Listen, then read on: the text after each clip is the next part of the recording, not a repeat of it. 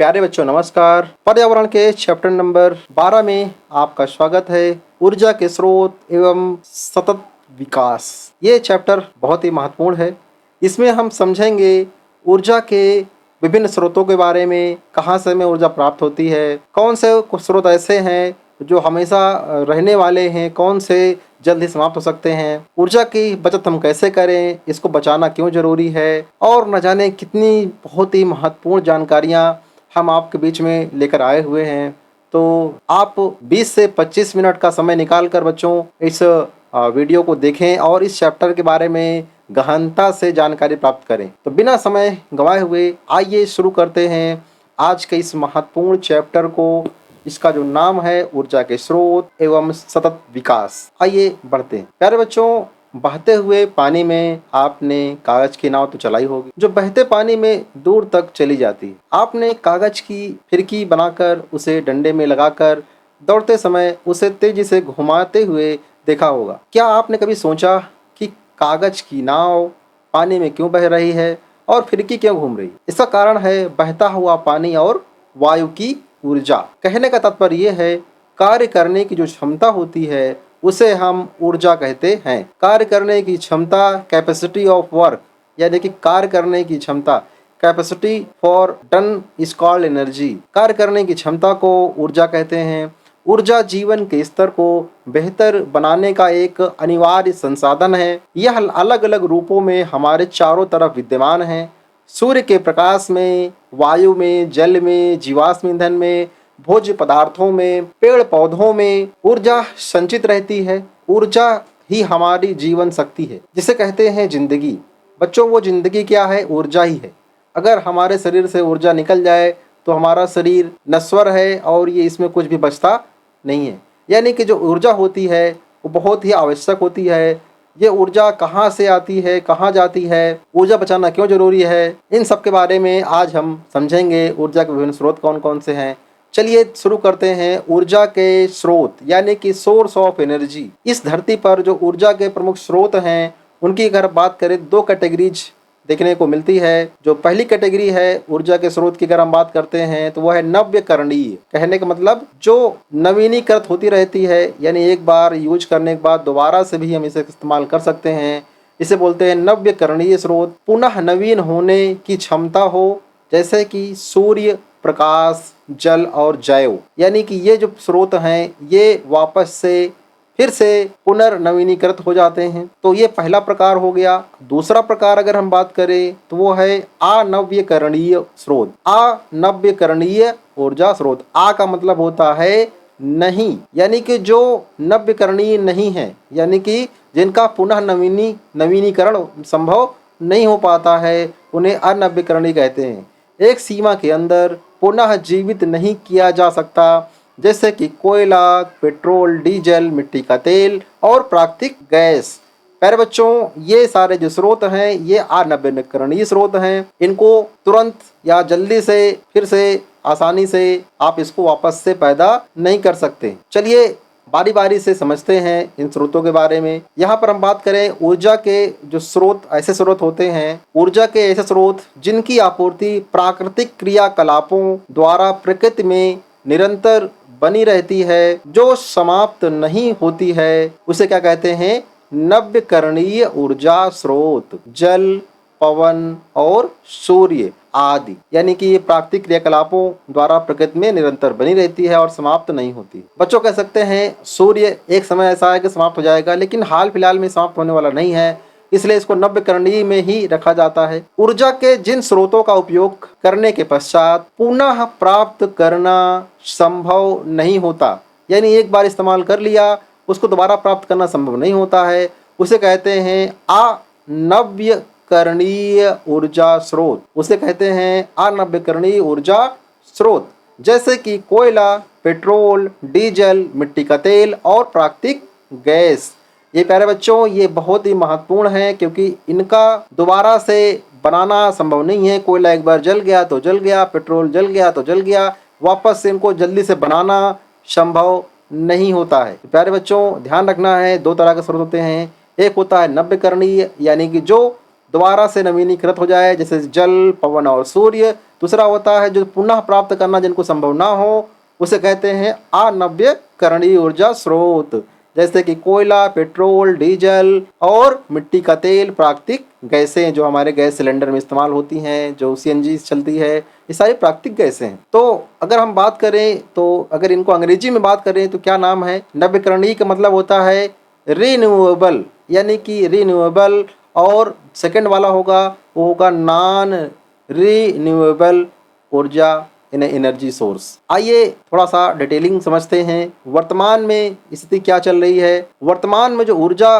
की जो बढ़ती हुई आवश्यकता है उसकी पूर्ति हेतु ऊर्जा के नवीकरणीय स्रोतों का अधिक से अधिक उपयोग करना जरूरी है, जिससे कि जो अनवीकरणीय ऊर्जा स्रोत हैं, यानी कि जो एक बार समाप्त हो गए वापस से उनको लाना मुश्किल है, उसका अपव्यय यानी उसका मिस यूज, उसका खराब इस्तेमाल रोका जा सके। बच्चों दोनों स्रोत हैं, अगर आप नव्यकरणीय का इस्तेमाल अधिक करेंगे तो अनव्यकरणीय का इस्तेमाल जाहिर सी बात है कम होगा और वो लंबे समय तक संरक्षित रहेगा और उसका मिसयूज नहीं होगा। आइए समझते हैं ऊर्जा के उपयोग। ऊर्जा के विभिन्न स्रोतों का उपयोग हम निम्न प्रकार से कर सकते हैं। पहला जो इस्तेमाल है वो है सौर ऊर्जा, सोलर एनर्जी, यानी कि जो सूर्य से उत्पन्न ऊर्जा है उसकी अगर हम बात करते हैं तो सूर्य से प्राप्त होने वाली ऊर्जा को सौर ऊर्जा कहते हैं।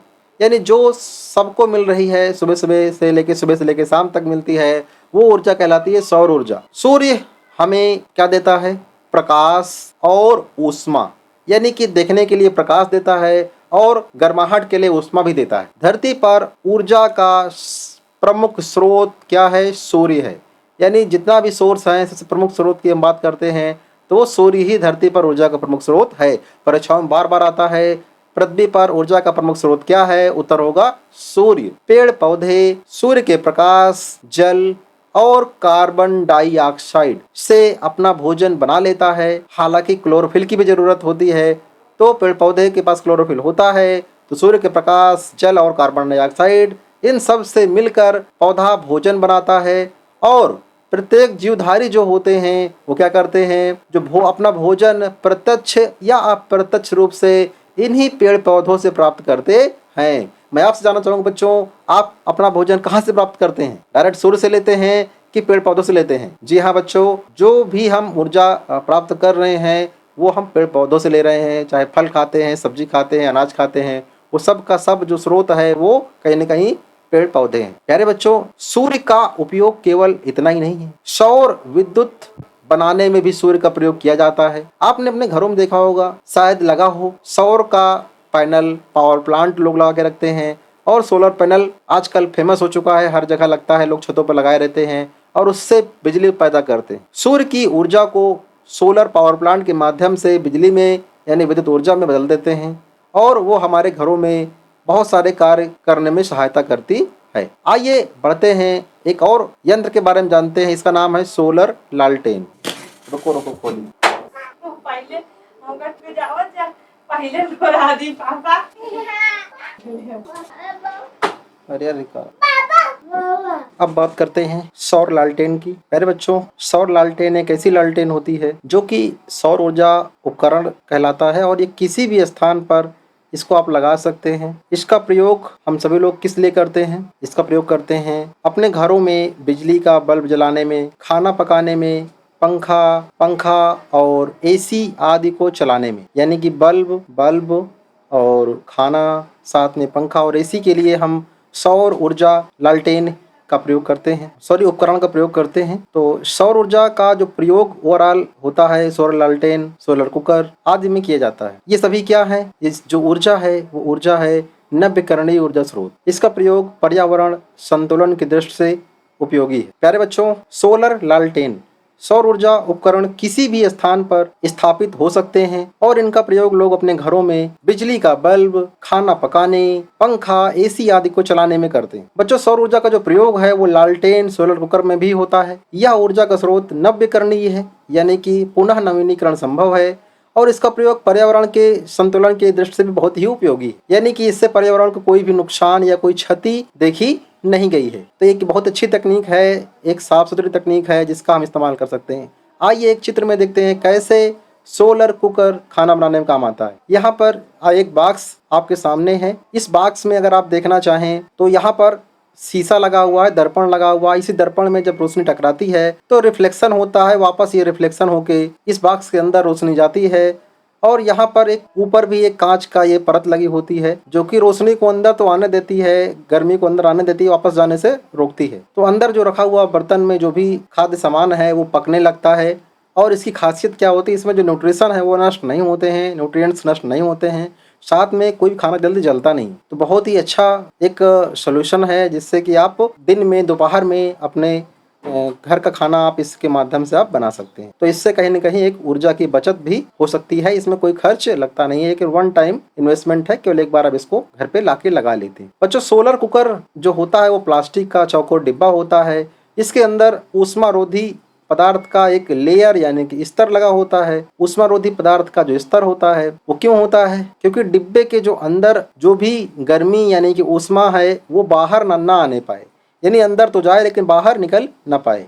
डिब्बे के अंदर जो दीवारें होती हैं वो किस रंग की होती हैं? ब्लैक यानी कि काले रंग की होती हैं। क्योंकि कहा जाता है या विज्ञान का कहना है, काले जो पृष्ठ वाले होते हैं चीजें वो ऊष्मा की सबसे अधिक अवशोषक होती हैं। जैसे कि फ्रेंड्स, बच्चों, हमारे बाल जो होते हैं वो गर्मी को ज़्यादा एब्जॉर्ब करते हैं, वैसे ही काली परत इस कुकर में काम करती है। डिब्बे के जो ऊपरी भाग होता है वो समतल होता है और पारदर्शी होता है और कांच का ढक्कन होता है। ढक्कन कैसा होगा? कांच का होगा। क्यों होगा?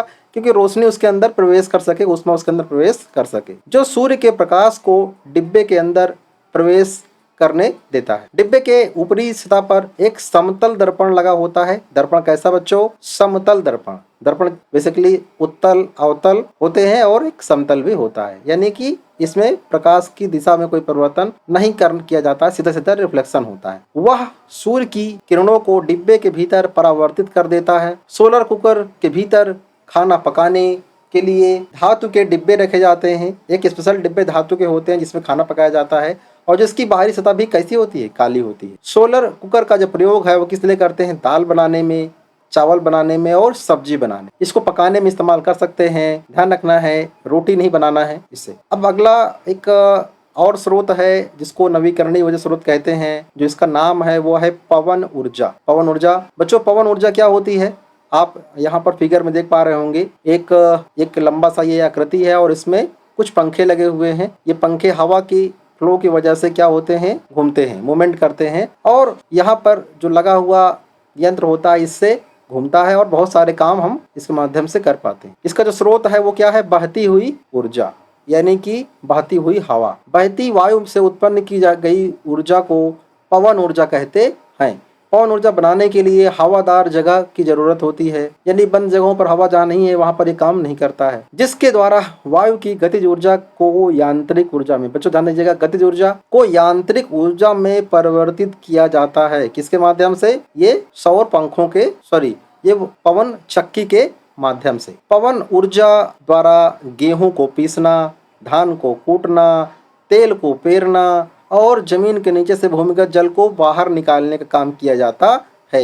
यानी कि बहुत ज़्यादा काम का है। अगर जहाँ पर अच्छी हवाएं चलती हैं तो वहाँ पर ये अच्छे तरीके से हम इससे काम ले सकते हैं। प्यारे बच्चों, तमिलनाडु के निकट कन्याकुमारी नामक स्थान है, वहाँ पर पवन ऊर्जा के फार्म स्थापित किए गए हैं। इसके अलावा गुजरात में ओखा नामक स्थान है, वहाँ पर भी पवन चक्की स्थापित की गई है। मध्य प्रदेश के देवास के फलसोड़ी नामक स्थान पर भी पवन ऊर्जा संयंत्र स्थापित किए गए हैं। ये कुछ स्पेसेस हैं जहाँ पर पवन चक्की का उदाहरण देख सकते हैं, तमिलनाडु, गुजरात और मध्य प्रदेश। चलिए बढ़ते हैं एक और नवीकरणीय ऊर्जा स्रोत की तरफ। इसका नाम है जल ऊर्जा। प्यारे बच्चों, जल का प्रयोग हम पीने के लिए, सिंचाई के लिए, उद्योग के लिए करते हैं। पानी का इस्तेमाल कहाँ होता है? पीने में, सिंचाई में और उद्योग में। जल विद्युत ऊर्जा का नवीकरणीय स्रोत है। इसमें प्रदूषण भी नहीं होता, यानी कि इस प्रक्रिया से जो हम ऊर्जा उत्पन्न करते हैं उससे प्रदूषण भी उत्पन्न नहीं होता है। किंतु नदियों पर बांध बनाने से अनेक पर्यावरणीय समस्याएं पैदा होती हैं। अतः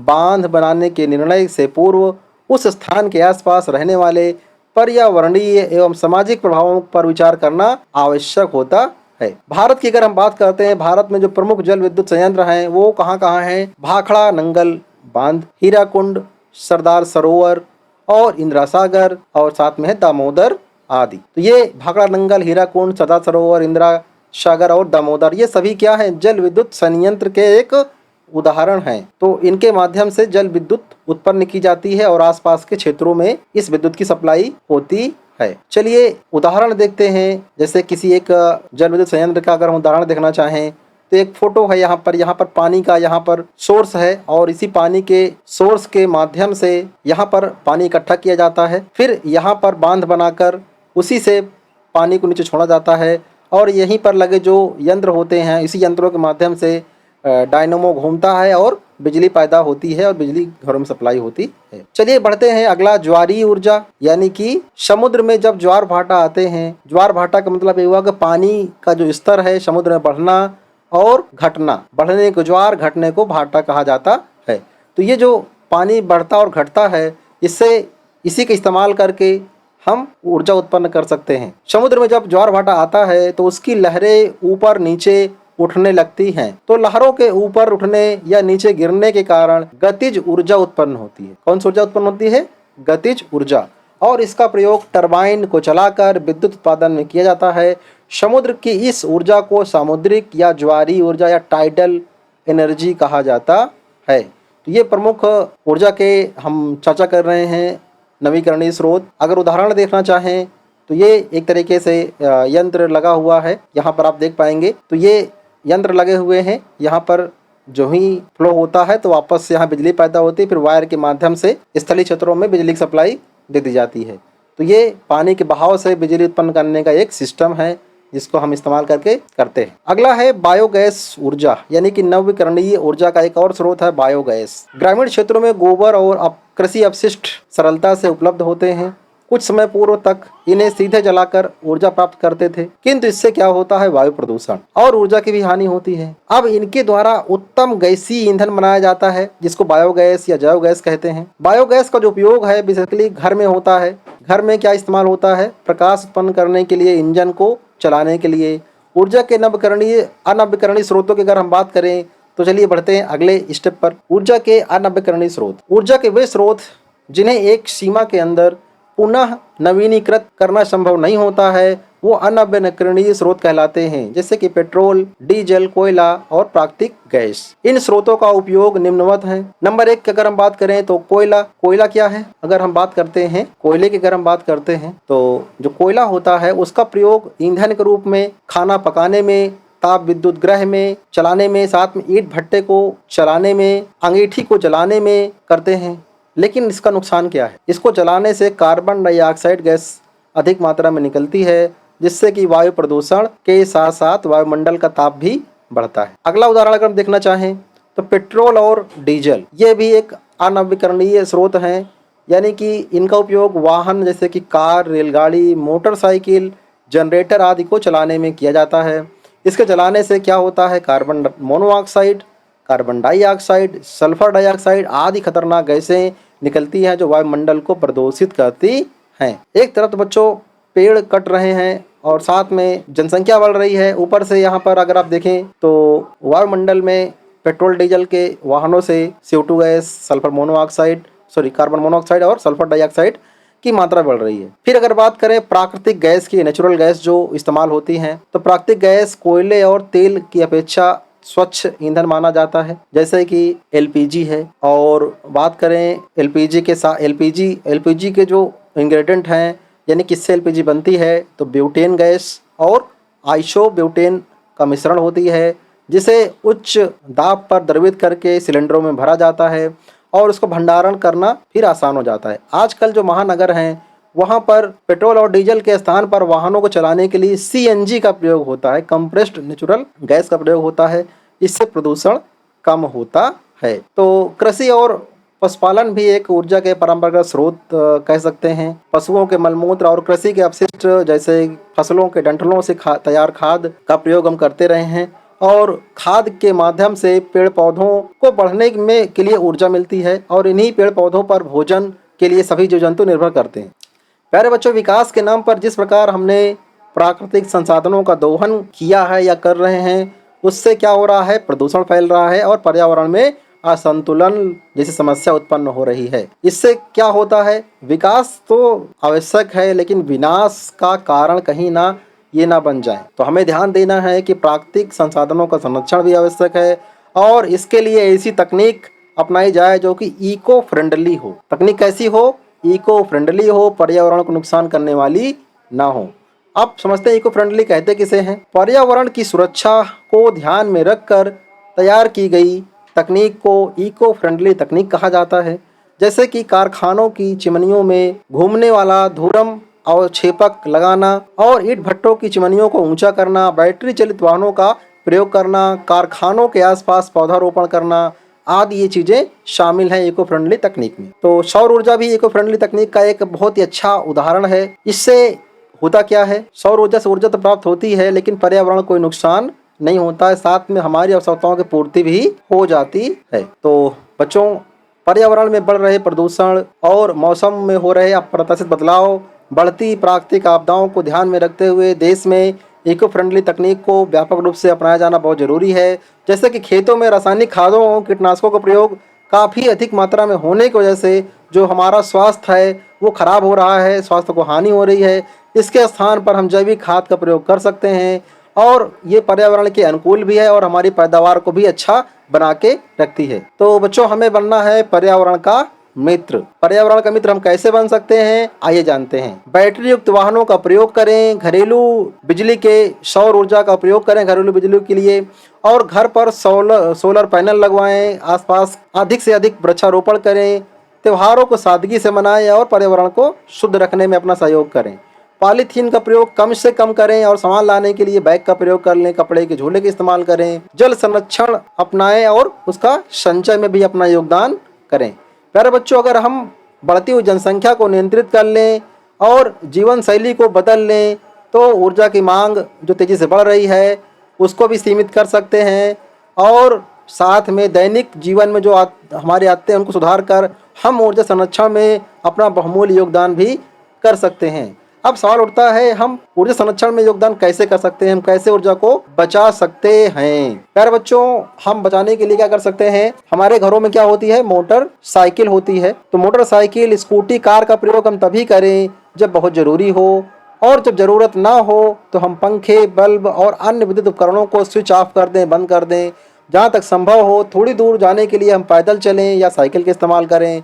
इससे क्या होगा, हमारा जो स्वास्थ्य है वो भी बेहतर होगा। साथ में अगर संभव हो तो सोलर कुकर का प्रयोग करें, सोलर लालटेन लगाएं और सोलर पंप का इस्तेमाल करें। सामान्य जो बिजली के बल्ब होते हैं वो बिजली अधिक खर्च करते हैं, तो उसके स्थान पर आप CFL या फिर LED light emitting diode LED का भी प्रयोग कर सकते हैं, जिसमें अपेक्षाकृत प्रकाश तो अधिक मिलता ही है लेकिन ऊर्जा की भी बचत होती है। बच्चों, भोजन बनाने से पहले हम दाल और चावल को थोड़ी देर तक पानी में जरूर भिगो के रखें, जिससे कि ऊर्जा कम खर्च हो और उसे पककर ढककर पकाएं। तो प्यारे बच्चों, ये सब चीज़ें करते हैं तो कहीं ना कहीं हमारे जो ऊर्जा का संरक्षण है उसका लक्ष्य पूरा होता है। इसी प्रकार विद्यालय में समय समय पर बच्चों में ऊर्जा की बचत से संबंधित अच्छी आदतों पर हम चर्चा करते रहेंगे।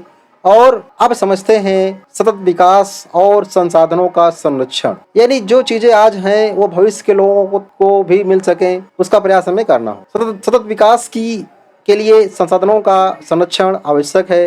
रोटी, कपड़ा और जो मकान हमारी मूलभूत जरूरतें हैं, इन जरूरतों को पूर्ति करने के लिए हमें उद्योग लगाने पड़ते हैं और सड़कें बनानी पड़ती हैं और व्यापक स्तर पर आधुनिक ढंग से खेती की जा रही है। सुख सुविधाओं के लिए हम मोटरसाइकिल, कार, AC, जनरेटर आदि का बहुत ज़्यादा प्रयोग कर रहे हैं। बच्चों, देश के नागरिकों की ज़रूरतों को पूरा करना जरूरी है, विकास करना जरूरी है, लेकिन संसाधनों का संरक्षण भी उतना ही आवश्यक है। जैसे कि यातायात की सुविधा के लिए सड़क बनाना जरूरी है, लेकिन पेड़ की कटाई अगर हम करते रहेंगे, जितने पेड़ हम काटें कम से कम उतने पेड़ तो जरूर लगाएं। वस्तुओं के उत्पादन हेतु उद्योग लगाएं, लेकिन उससे जो निकलने वाला कचरा है उसका निस्तारण ठीक ढंग से करना बहुत जरूरी है, नहीं पर्यावरण में असंतुलन देखने को मिलेगा।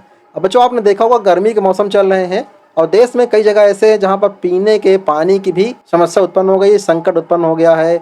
ऐसा होता रहेगा तो क्या होगा, धीरे धीरे ये समस्याएं और भी बढ़ती हुई चली जाएंगी। हम सभी कहीं ना कहीं मानते हैं कि पानी हमारे लिए, जल हमारे लिए जीवन का काम करता है और जल को बर्बाद नहीं करना है। मकान बनाने, सड़क, उद्योग, खेती, ईंट बनाने आदि सारे कार्यों में पानी का ही तो इस्तेमाल होता है। और देश में अगर पानी कमी है और उसका प्रमुख जो कारण है वो है अत्यधिक दोहन पानी का, साथ में जल प्रदूषण। तो इन दोनों चीज़ों को हमको रोकना है जिससे कि ये पानी की कमी की समस्या हमको ना आए। यदि हम पानी की बर्बादी को रोक दें और जल संचयन पुनर्भरण कर लें तो जल के संकट से हम बच सकते हैं। तो ये सलूशन है, यानी कि पानी को खराब नहीं करना है, संचय करना है और उसको रिस्टोर यानी कि पुनर्भरण करना भी जरूरी है। हमारी जो प्रकृति है वो हमारे जरूरतों के लिए बहुत कुछ देती है, लेकिन हम लालचवश कुछ ज़्यादा ही लेने का प्रयास करते हैं। जल, ऊर्जा, मृदा, खनिज, जैव आदि संसाधनों का देश के विकास में बड़ा महत्वपूर्ण योगदान है और ये भविष्य की पीढ़ी को सक्षम बनाने के लिए जरूरी है। आज जो पानी हमें मिल रहा है, हमें सोचना है कि जो आने वाली पीढ़ी है उनको भी ये पानी उपलब्ध हो। बच्चों, सतत विकास एक प्रक्रिया है, एक प्रोसेस है जिसके अंतर्गत वर्तमान पीढ़ी की जरूरतों की पूर्ति, संसाधनों का प्रयोग इस यह ध्यान रख के करते हैं कि भविष्य यानी भावी की पीढ़ियों को भी ये संसाधन मिल सके। बच्चों, ये पाठ यहाँ कंप्लीट होता है। कुछ अभ्यास प्रश्न हैं जिनको हम अगले भाग में देखेंगे। तब तक के लिए पढ़ते रहिए, बढ़ते रहिए। Thank you, God bless you.